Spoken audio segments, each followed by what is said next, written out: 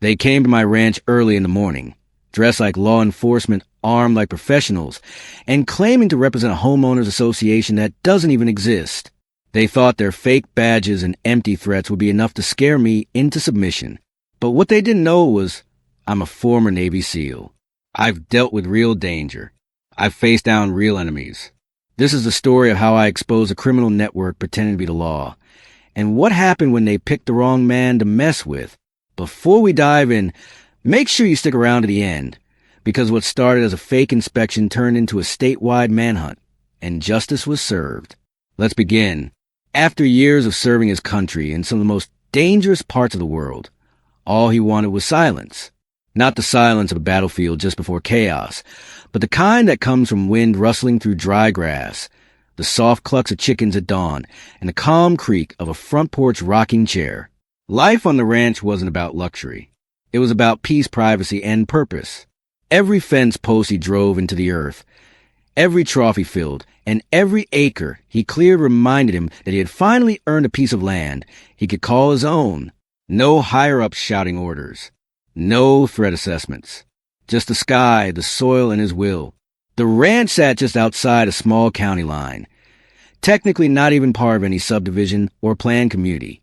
That was deliberate. He bought the land with his retirement fund and a promise to himself.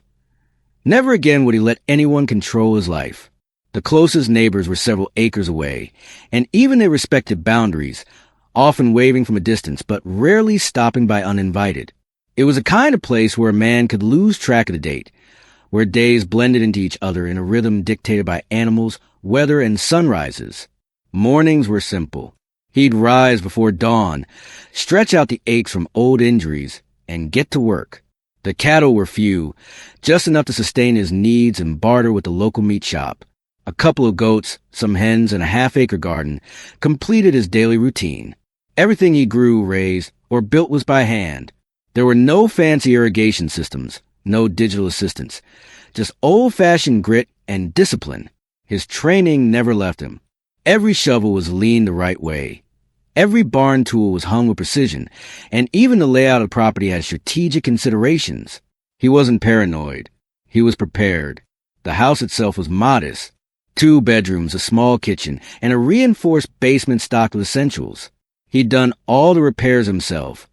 Replaced the roof, fixed the wiring, even added solar panels to become energy independent. If the world ended tomorrow, he could live off-grid for months. And that's exactly how he liked it. Self-sufficiency wasn't just a lifestyle. It was a form of freedom. But it wasn't entirely isolated. Once a month, he'd drive into town for supplies and check in with a few old friends, mostly fellow veterans who had scattered across the rural counties for similar reasons. They understood him, knew the need for space, knew what it meant to wake up every morning and not have a uniform or chain of command waiting. In town, he kept a low profile. People knew him as the quiet ex-Navy guy with the strong handshake and sharp eyes. He wasn't someone you mess with, but he also wasn't looking for trouble. Then the letters started coming. At first, they seemed like a mistake. An envelope marked HOA compliance notice, tucked into his rural mailbox. It mentioned violations for things that didn't make sense. Unauthorized fencing modifications, excessive livestock density, and non-approved structures. He chuckled the first time. There was no HOA here. That was the point. He lived outside the boundary lines for a reason. The next month, another notice. This one had a fine attached. The envelope looked slightly more official, with a stamped emblem and a barcode. Still, he ignored it. Must have been a mix-up with some new development nearby. Maybe some city folks were trying to expand their influence beyond where they were welcome. Not uncommon, especially with land getting expensive and developers sniffing for opportunity. What really caught his attention was the change in tone. The third letter warned of escalating enforcement procedures. It threatened property liens, vehicle impoundment, and daily penalty fees. The language was legalistic, but vague. There was no name, no contact number, just a P.O. box and the initials RHRA, a name he'd never heard before. He ran a check through public records. No such organization existed with authority in the area. No real estate filings. No registered homeowner association. Just a name and a threat. Still, he brushed it off. It wasn't the first time someone tried to throw their weight around on paper. Probably a scam. And besides, no one had the nerve to actually show up and try something face-to-face. Or so he thought. In the meantime, he went back to his routine. Days on the ranch didn't stop just because someone mailed nonsense. The animals needed feeding. The fields needed tending. And the quiet still brought him more peace than any bureaucratic letter ever could. He kept a stack of the notices in a drawer, just in case. But the idea that someone might actually act on them, that hadn't crossed his mind yet. Then one morning, just after feeding the chickens, he noticed a strange SUV parked just outside his property line. No plates, tinted windows. A man in what looked like a uniform standing near his gate, writing something on a clipboard. He watched from a distance. The man didn't knock. He just slid another envelope under the gate and drove off. That's when the real story began. The next day, the envelope was still lying near the gate, half covered in dust. He didn't pick it up right away. He stared at it for a while, noticing how the paper was heavier than the usual type, like something meant to look important. When he finally opened it, the language inside had changed. It no longer read like a warning. It read like an order. The so-called HOA demanded he appear at a compliance hearing scheduled at the discretion of the enforcement committee. There were threats of legal escalation, penalties increasing by the day, and vague allusions to removal of unauthorized structures. This time, the document had signatures, fakes, most likely, and a watermark that looked printed from a cheap template. But something had changed. It wasn't just mail anymore. Someone had physically come onto his land and left it. That crossed a line. He didn't take it lightly. Within the week, the pattern escalated. 2 men in tactical-looking vests appeared at the edge of his fence, claiming to be part of the Ridge Hollow Residential Authority. They wore dark glasses, carried clipboards, and walked with manufactured sense of authority. They asked questions about his livestock permits, his septic system, and his fencing setbacks. Their tone was firm but vague, carefully crafted to sound legal without actually quoting laws. When asked to show credentials, they simply flashed plastic cards with gold lettering and moved on to another topic. They implied he was in violation of community design codes, referencing policies that didn't exist in any legal database. When challenged, they mentioned escalating the issue to county authorities, a hollow threat that didn't match the way real officials operate. The entire interaction was rehearsed. These men had done this before. Instead of responding, he began documenting every visit, every letter, every vehicle. His time in the Navy had taught him to record everything, even when things seemed minor. He took photos, saved envelopes, wrote down license plates. Something wasn't right, and if they were bold enough to come once, they'd come again. He didn't know what they were after yet, land, money, power, but he was starting to realize he wasn't their first target. Neighbors began whispering stories. A retired couple 2 miles down had suddenly sold their property for half its value after months of compliance violations from the same group. Another rancher had his livestock mysteriously disappear during a supposed inspection. A single mother with horses was forced into a court battle over fake citations that drained her savings. None of them were part of any HOA. None of them had signed up for any community guidelines. But that didn't stop the Ridge Hollow group from enforcing what they called restorative neighborhood standards. The more he looked into it, the deeper the rot went. The Ridge Hollow Residential Authority wasn't registered with the state. Their P.O. box traced to a shipping facility in a different county. The names on their documents didn't appear in any public registry. Their website was a single page with stock photos and vague promises of community excellence. Everything about them was a smokescreen, professional enough to scare average homeowners, but not real enough to stand up in court. Still, they acted with boldness. They returned a few days later, this time with printed violation notices nailed to his gate. One was for unauthorized soil modifications, another for non-regulated animal housing. Each had a fine amount, usually in the thousands. Each demanded immediate payment to an online portal. The threats escalated to include forced property assessment and third-party enforcement teams. The audacity was infuriating, but it was also telling. These weren't amateurs. They'd done this before and counted on silence, fear, and confusion. But they had picked the wrong ranch this time. He wasn't just a rancher. He was trained in tactical defense, intelligence gathering, and psychological warfare. They might have uniforms and paperwork, but he had experience, strategy, and discipline. He started taking steps. Reinforce his gates. Install new cameras, some visible, some hidden. Move critical equipment and tools to secure areas.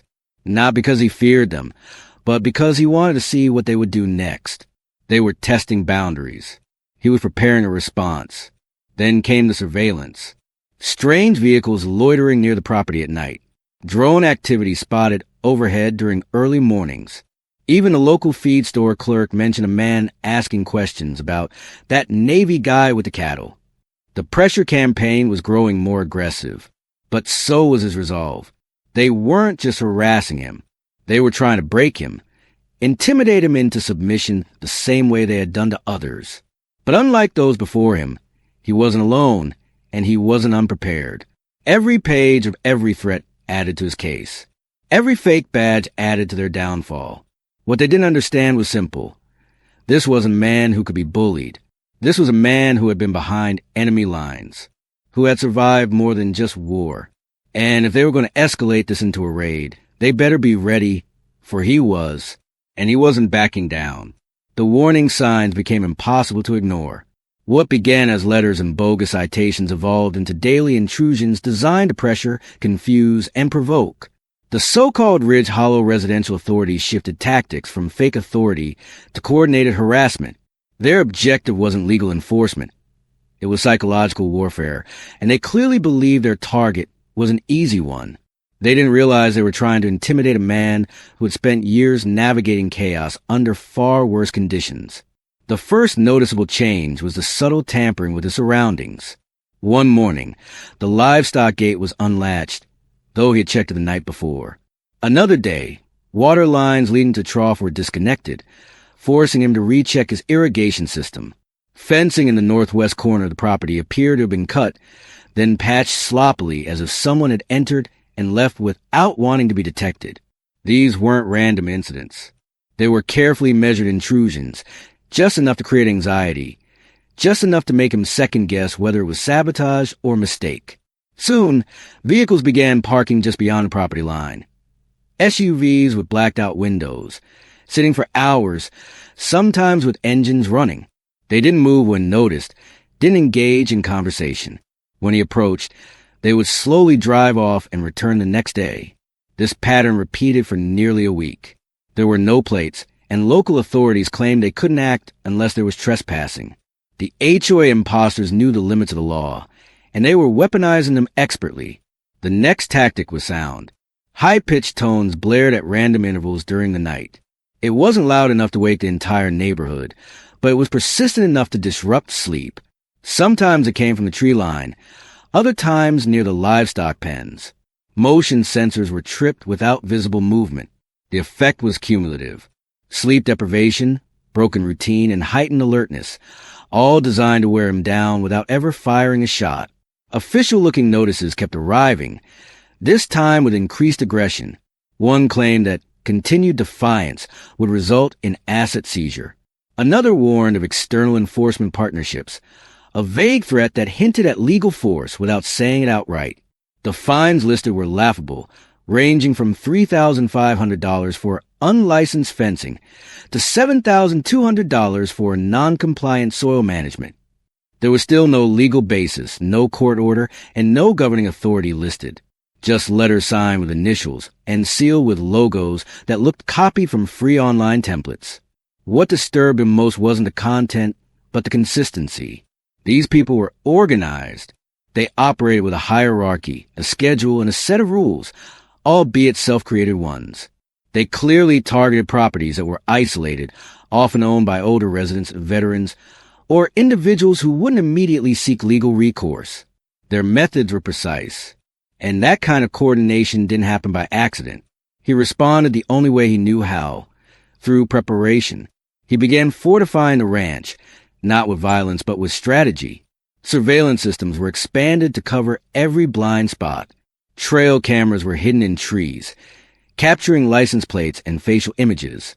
Drones were used to trace paths leading in and out of the property, tracking patterns in vehicle movement. He mapped out their arrival times, the sequence of actions, and potential vulnerabilities. This wasn't paranoia. It was intelligence gathering.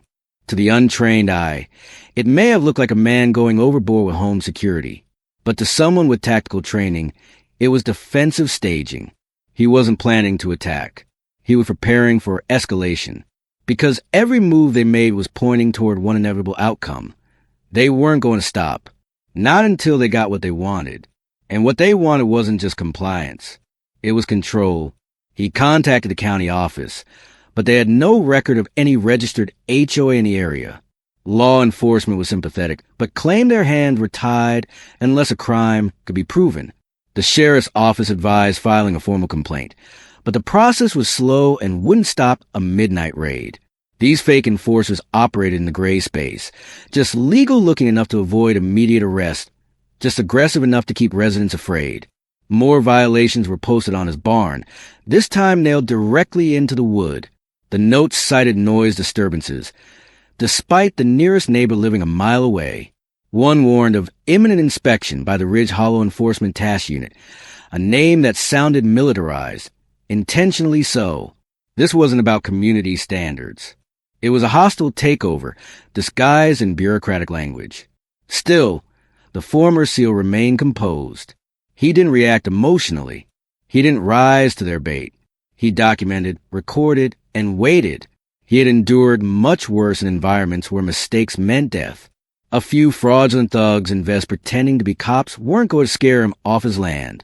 Instead, he would let them come, let them overstep, let them reveal themselves. Because soon, they would push too far. And when they did, they'd find out the hard way. This wasn't just a ranch. This was a fortress of principle, owned by a man trained to finish what others fear start. At precisely 5:17 a.m. on a cold, mist-covered morning, the silence was broken by the low rumble of engines approaching from the eastern dirt road. 3 unmarked black SUVs rolled toward the gate in a staggered formation, headlights off, windows darkened. Their arrival wasn't subtle. It was calculated. The message was clear.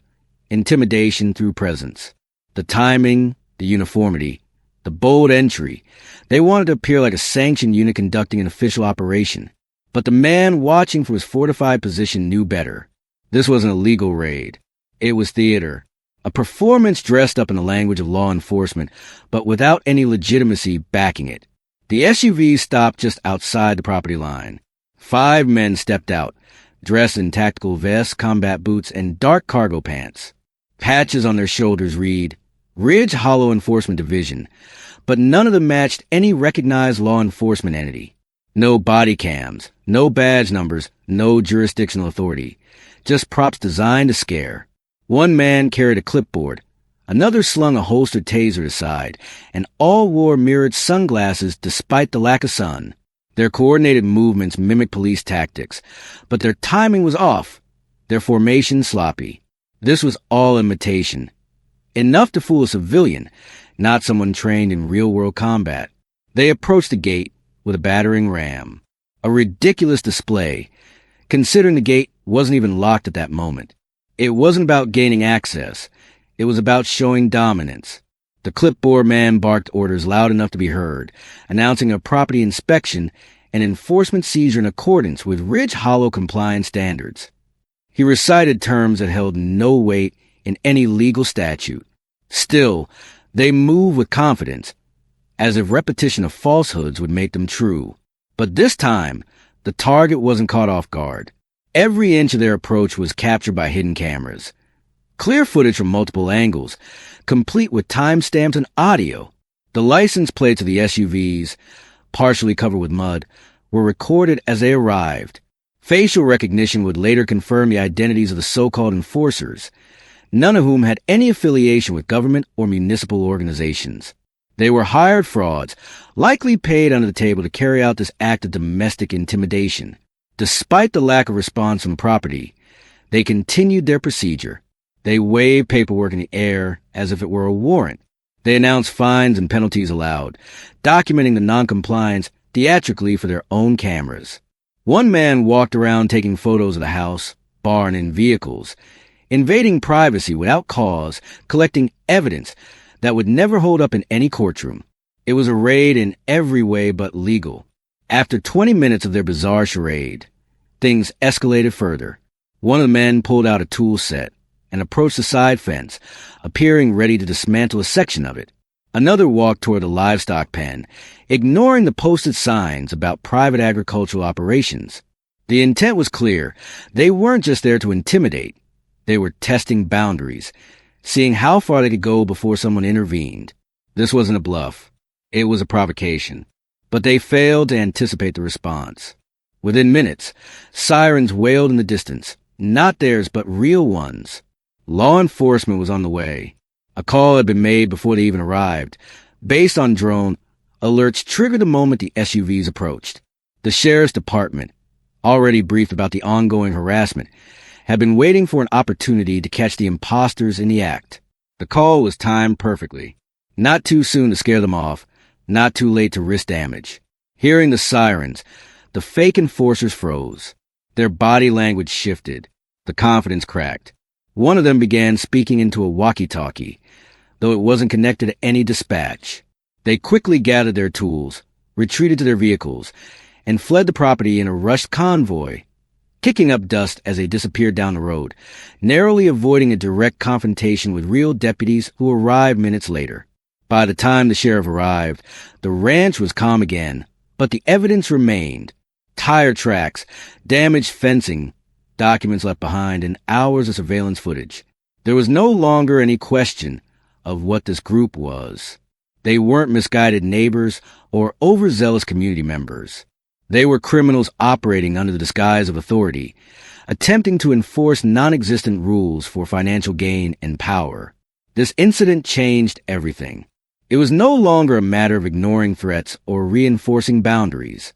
It was now a criminal case: trespassing, impersonation, attempted extortion, and possibly conspiracy. The sheriff began coordinating with state investigators. The video footage was handed over. Witness statements from nearby residents began pouring in. Patterns emerged. This wasn't an isolated event. It was part of a broader scheme affecting rural landowners across multiple counties. The attempted raid didn't break the former seal. It did the opposite. It validated his instincts, justified his caution, and ignited a new mission. These people had underestimated the wrong man. They thought his silence meant fear. They didn't realize it meant focus. Now, it wasn't just about protecting one ranch. It was about exposing a system of abuse and making sure no other family, veteran, or farmer had to face the same threat alone. The failed raid wasn't the end. It was the beginning of real answers. In the aftermath, the investigation took on new urgency. The sheriff's office, no longer limited by the lack of physical evidence, now had a full video record of the impersonators in action. Deputies collected the tire tracks, photographed the abandoned paperwork, and began comparing license plate numbers against regional databases. What surfaced was a web of deception that stretched far beyond one ranch or one group of fake enforcers. The Ridge Hollow Residential Authority wasn't a registered organization anywhere in the state. No filings with the Department of Corporations. No tax ID. No office. Just a mailbox at a commercial shipping center in a different county. The documents left behind had signature blocks signed only with initials, most commonly JT or RM, names that yielded no professional records. The so-called Enforcement Division had no affiliation with any legal body or county housing board, yet they operated like they had authority and clearly had resources, uniforms, vehicles, and coordinated tactics. Through connections in the veteran community, word spread quickly. Other landowners began to come forward with eerily similar experiences. A farmer nearly 80 miles away reported being visited by the same group, threatened with fines for non-compliant irrigation, and told his barn was in violation of agricultural aesthetic codes. A widow in another county said she had been coerced into paying nearly $5,000 in settlement fees after a group of fake officers left a warning notice about livestock zoning violations on her property. She was too scared to question it and too overwhelmed to report it. Until now. The stories all followed the same pattern. Initial letters, escalating notices, a fake inspection team, and eventually the threat or actual attempt at enforcement. None of the victims were part of real homeowners associations. Most lived in rural areas, far from city governance, and many were elderly, disabled, or veterans. It was a targeted scheme built around psychological manipulation and social intimidation. They didn't need real legal power because they relied on people not knowing their rights. The fraud worked best where fear could silence facts. The mastermind behind the operation slowly came into focus. A man named Russell Mather had once been involved in legitimate HOA management in the suburbs, but had lost his license over a decade ago after being caught forging inspection reports. Since then, he had moved under the radar, using shell companies and fake documents to sell the illusion of neighborhood enforcement. Public records showed no property in his name. But digging deeper revealed connections to multiple LLCs with names like Ridge Hollow Services, Rural Living Preservation, and Community Integrity Group, all registered in states with loose oversight. Each one operated with vague missions and no legitimate service history. Russell had built a business model out of bullying. He recruited former security guards, unemployed veterans, and sometimes even parolees, offering cash payments for showing up in uniform, reading a script, and leaving behind phony notices. His team wasn't armed, but they didn't need to be. Their tactics were designed to avoid direct confrontation, while still creating a sense of official dominance. Fake inspection kits, clipboards filled with legal jargon, warning labels that looked convincing to the untrained eye. They had perfected the art of looking like authority, without ever being accountable to it. He moved his operations every few months. Whenever complaints reached the local police or media, he'd shut down the shell company, relocate the P.O. box, and rebrand under a new name. The scam had existed in some form for nearly 6 years, with only scattered attempts at prosecution. Most victims didn't fight back. They either complied or sold their land under pressure, thinking they had no legal choice. Until now, no one had ever stood their ground, gathered full evidence, and forced authorities to take a closer look. The ranch raid changed that. For the first time, they had full identification of the actors, the vehicles, and the method. Real names tied to fake documents. Surveillance images of faces, timestamps of coordinated activity, and digital trails linking the bogus HOA website to Russell's network. Investigators confirmed that the website's IP address originated from an office park in another state, previously used for operating telemarketing scams. State-level authorities, now pulled into the investigation, began building a case for fraud, criminal impersonation, extortion, and conspiracy to defraud. The Department of Justice was alerted due to the multi-county nature of the scheme, and it quickly became evident that this wasn't a local nuisance. It was organized racketeering, targeting vulnerable landowners under the pretense of housing compliance. The rancher's footage became the centerpiece of the case. Every minute of the fake raid was time-stamped, every face matched, every statement cross-referenced with fraudulent documents. It wasn't just enough to expose the fraud. It became the template for prosecuting everyone involved. With new victims stepping forward almost daily, the investigation expanded into a statewide manhunt. The ringleader wasn't just going to be fined or warned. He was facing serious time. But even as the legal case gained momentum, the rancher remained vigilant. The raid may have failed, but the threat hadn't vanished. These were people willing to pretend to be the law.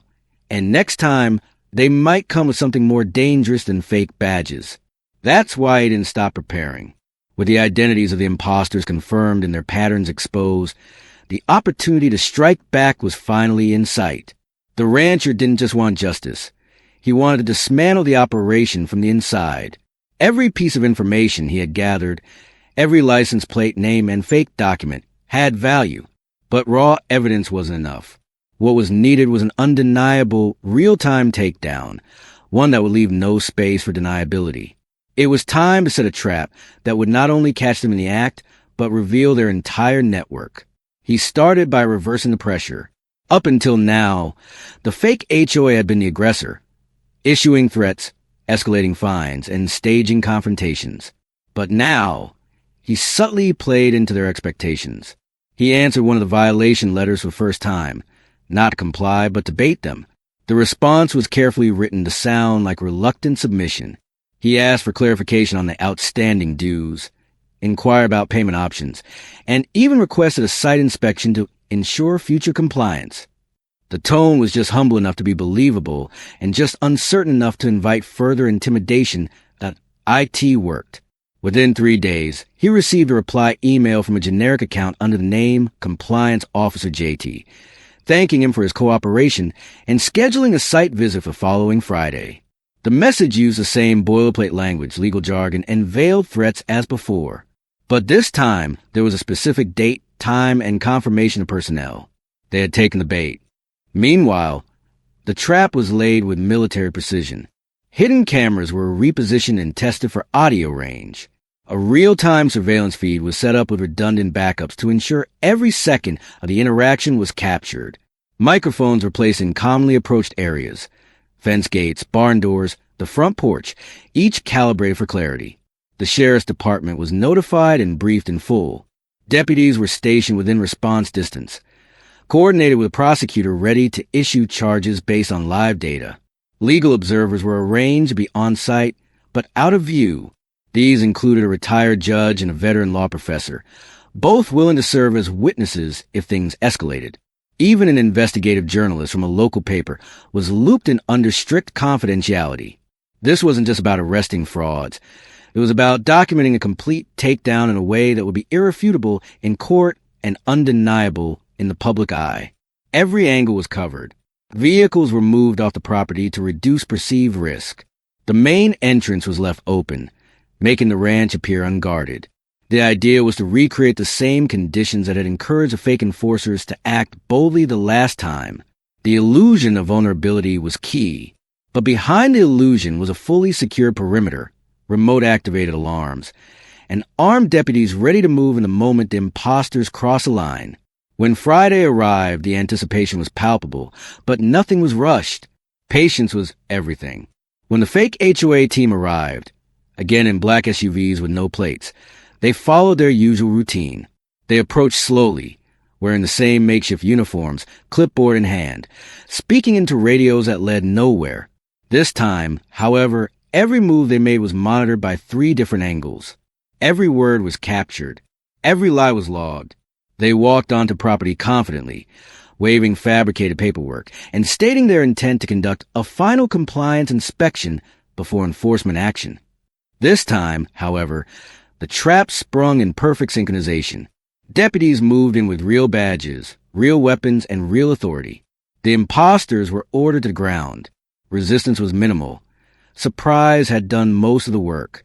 Within minutes, the entire group was in custody. Their fake IDs, paperwork, uniforms, and recording equipment were seized. The vehicles were impounded. The emails they had sent were traced in real time to the Ridge Hollow network, leading investigators directly to data caches, client lists, and other properties they had targeted. What had once been a phantom organization with no face or address was suddenly exposed in full detail. The raid became the blueprint for dismantling the entire operation. Warrants were issued in 3 counties within 48 hours. Bank accounts were frozen. The so-called Ridge Hollow Residential Authority was officially declared a criminal enterprise by the state attorney general. The evidence collected from the ranch was considered the central pillar of the case. The rancher had done more than protect his own land. He had cracked open a scam that had victimized dozens, possibly hundreds, across the state. By turning the tables, using their own tactics against them, and refusing to be intimidated, he had turned a silent crime into a loud reckoning. The trap wasn't just about defense. It was about accountability. And it worked exactly as intended. The arrest of the Ridge Hollow enforcers marked a turning point not just for one ranch, but for dozens of rural communities across the state. As word the takedown spread, phone lines lit up at sheriff's departments, legal aid offices, and veteran support centers. People who had been harassed, manipulated, and defrauded by the same fake HOA finally felt safe enough to come forward. Each new testimony added weight to the charges, painting a picture of a multi-county criminal enterprise that thrived for years by targeting the isolated and unsuspecting. The core suspects, including the fake compliance officers and their field agents, were each hit with a long list of charges: criminal impersonation of law enforcement, extortion, conspiracy to defraud, trespassing, unlawful surveillance, and attempted property seizure. As the investigation broadened, additional charges were added for wire fraud, racketeering, and document forgery. The state attorney general's office launched a special task force, using the ranch incident as the foundation for prosecuting the entire Ridge Hollow network. Evidence gathered from the sting operation proved vital. Surveillance footage from the ranch captured the imposters committing crimes in real time. The forged notices and payment demands they brought matched exactly with documents recovered from victims in other counties. The emails they had sent from anonymous compliance accounts were traced to a central IP address tied to a rented office space in another state, revealing a broader web of coordination. Cloud storage tied to the Ridge Hollow operation included spreadsheets listing targeted properties, payment records, and even psychological profiles describing how best to manipulate certain types of owners, particularly elderly widows and veterans living alone. The ringleader, Russell Mather, was arrested just 2 weeks later in a dramatic early morning raid. He had been hiding in a rented condominium under an alias, but digital footprints tied to his social security number, financial transactions, and VPN logs gave him away. At the time of arrest, he was in possession of multiple fake IDs, a burner phone with encrypted communication apps, and a briefcase filled with printed HOA templates and threat scripts. His history of HOA fraud was well documented. But until now, no victim had ever caught him in the act of the kind of thorough evidence necessary to bring a case this airtight. Public interest exploded as media outlets picked up the story. The local journalists, who had been quietly embedded during the sting operation, released an expose that went viral. It detailed how Ridge Hollow operated like a cartel, using legal-sounding documents, fear tactics, and stage authority to manipulate vulnerable people into paying thousands of dollars in fake fines.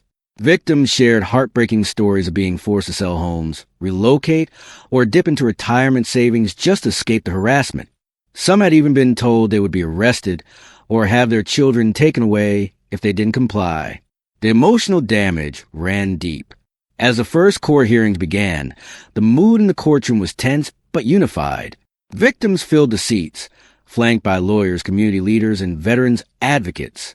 The rancher who had exposed the fraud testified first, walking the court through every detail of the fake raid, the evidence-gathering process, and the coordination with real law enforcement. His calm, methodical testimony laid out a timeline so clear and irrefutable that even the defense struggled to counter it.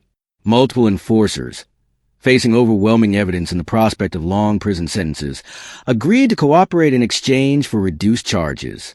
Their confessions revealed the internal workings of Ridge Hollow, how they were paid per operation, trained to mimic official language, and instructed never to leave a trace that tied back to Russell Mather. They also disclosed additional targets in nearby states, suggesting the scam was bigger than previously believed. The court eventually handed down a 28-year sentence to Mather, plus restitution orders requiring him to pay back over $1.7 million in damages to victims. Several of his top field operatives received between 8 and 15 years each, with additional probation terms and bans from ever participating in HOA or real estate-related businesses again. The ruling was a landmark in rural property rights and set new legal precedent for prosecuting fraudulent associations operating without state oversight. In the aftermath, lawmakers introduced new legislation to strengthen protections for landowners in unincorporated areas, including requirements for any HOA-like entity to register publicly, disclose board members, and maintain state licensing for enforcement activities. New federal grants were issued to help rural homeowners install security systems, access legal counsel, and report impersonation crimes with priority support. The ripple effect was significant. Across the state, victims once too scared or ashamed to speak up began organizing community groups. Some counties formed HOA watchdog committees to monitor emerging scams. Veterans groups collaborated to launch legal workshops on how to identify and report fake authority figures. The rancher who had once lived quietly and alone became a local legend, not because he sought attention, but because he stood firm when others couldn't. What Ridge Hollow tried to take through deception, fear, and silence was returned through truth, law, and unity. And with justice served, the land remained free, guarded not just by fences, but by the will of a man who refused to be intimidated. The quiet peace that once defined the ranch slowly returned. But the land wasn't the same, and neither was the man who lived on it. The fences were still strong, the soil still firm beneath his boots, and the barn still stood in defiance of every fake citation that once threatened its existence. But more than that, the ranch had become a symbol, one of resistance, resilience, and a reminder that even in the most remote corners of the country, justice still had a place. What the Ridge Hollow imposters failed to understand from the beginning was the spirit of the people they targeted.